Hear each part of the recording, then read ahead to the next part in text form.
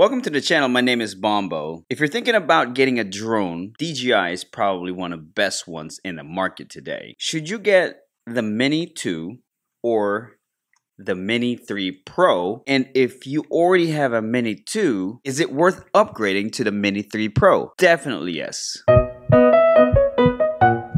Let's talk about drones. Why do you want a drone? Well, why do you not want a drone? Getting a drone kind of takes you somewhere else.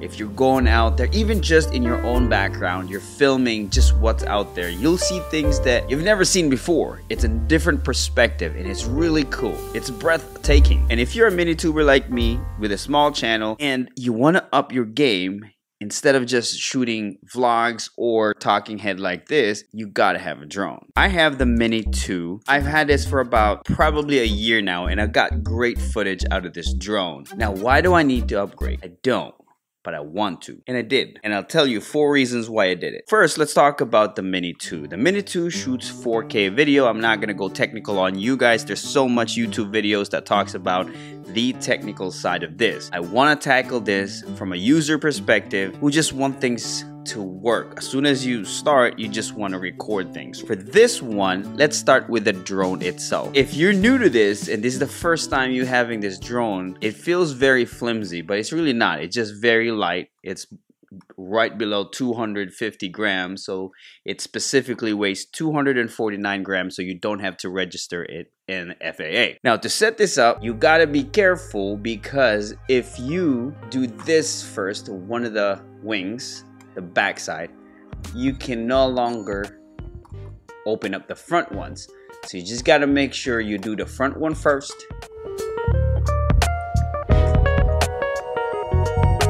And then you're ready to fly. Nah, not a big deal, right? Now let's talk about the Mini 3 Pro. Mini 3 Pro. Mini 3 Pro, it doesn't matter. When you're ready to fly it, you literally just, it doesn't matter. You want to do the front first and then the back, or vice versa. So they actually improved the design so you won't make a mistake which one to go first. So when it comes to that, this guy wins. You don't have to think about it. You just have to, I don't even know what the term is. Legs, arms. Yeah, just open the legs. It doesn't matter if your arms first or legs first, you'll get it right the first time. This, on the other hand, you just gotta make sure you do the back first, the front. See what I'm talking about? It's very confusing, but you'll get it. It's not a big deal, but still, this one wins. The next one is the RC, or the remote control. If you have a DJI Mini 2, this is your remote control. Now, with this remote control, all you gotta do is pull this up. You're gonna need a phone. It's either iPhone, Android, doesn't matter. So for this purpose, I need a phone. I'll be right back. I gotta get a phone. Now you got a phone. For you to start, you just gotta attach your phone first. So here's the problem with this. When you attach this, kind of, see what I'm talking about? So I guess you gotta tackle it from the top first, then pull all the way up, and then you attach your phone. And then right here in the back, there's a wire, which you have to unplug, but well, the phone is backwards, so now you gotta take it off again. It happens to me several times. So put it in the back, kind of wrap it in the back first, pull your phone up, and then you plug it into your iPhone. And then you are ready to go. Obviously, you gotta download the app, but here's the problem. If you have a very thick case, then you'll have to remove the case first before you're able to plug your phone. And you're ready to rock and roll. Now the DJI Mini 3 comes with this. This is the RC Smart Remote, I think they call it. This one, to set it up, all you have to do is press the button, the power button, twice. Let it boot up for a second, and you're ready to fly. Mini 3 Pro. As far as distance is concerned, I mean, they're the same. They're both rated for the same miles or the same distance. I don't think there's a big difference. It's just this one is easier. Actually, this is probably one of the main reasons why I upgraded to the DJI Mini 3 Pro. Next one is the active track. Your DJI Mini 2 does not have active track.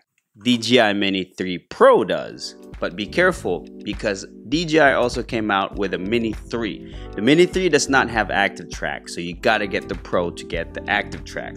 What is active track? So I tested this. It works really awesome, actually, especially for a YouTuber. When we don't have cameraman following us, we really have to film ourselves. So this is another tool in your toolbox to be able to use when you're out there filming. I tried this following my car, followed it perfectly. I tried running, followed me perfectly. I love the active track. I love it. That's another reason why I upgraded. Next one is kind of tied up to the active track feature.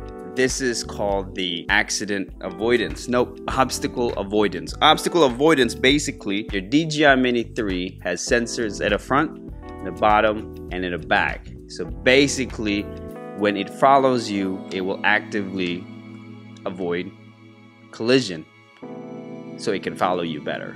Now, there are some limitation on this because it does not have any sensor in the side, so just be careful. But for the most part, if you're just using active track following you, this thing is very reliable, at least in my experience. The last one is basically, to wrap it all up, is the ease of use.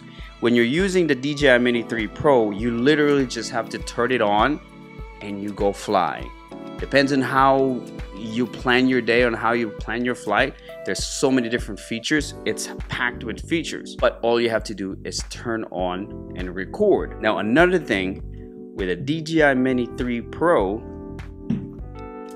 especially with a Smart RC, there's two buttons right here. They're both customizable, but as a default, I left it alone because it's awesome. This one right here on the right automatically adjusts your camera to point down, so you kind of get a bird's eye view. You press it again, it goes back up where it's facing forward. This one right here on the left side, it just switches your orientation. When you're flying landscape mode for YouTube, that's perfect. Let's say you want to do YouTube shorts real quick, or Instagram or TikTok. Press this button, it automatically rotates the camera to shoot vertical videos. That's it. Those are the 4 reasons why I think you should upgrade to a DJI Mini 3 Pro if you are on a lower tier minis like Mini 2 or Mini 3 or Mini 1 or a Mini. And if you don't have a drone yet, I suggest just go straight to the Mini 3 Pro. It gives you a lot more peace of mind and a lot more features. It's a little bit more expensive, but like any other tech, you try to save some money now, you go cheap a little bit on price. Obviously, if you don't have budget for it, then that's fine. But if you do, I suggest go straight to the Mini 3 Pro, because you're gonna outgrow it. Like 2-3 months after you fly, you're gonna want a 3 Pro. If you made it this far in the video, it means you kind of like the content, or a little bit, just a little bit. If you do, hit the like button, consider subscribing to the channel. My name is Bombo. I'll catch you in the next video. Thanks for watching. Check the mic and make sure it sound right, boys.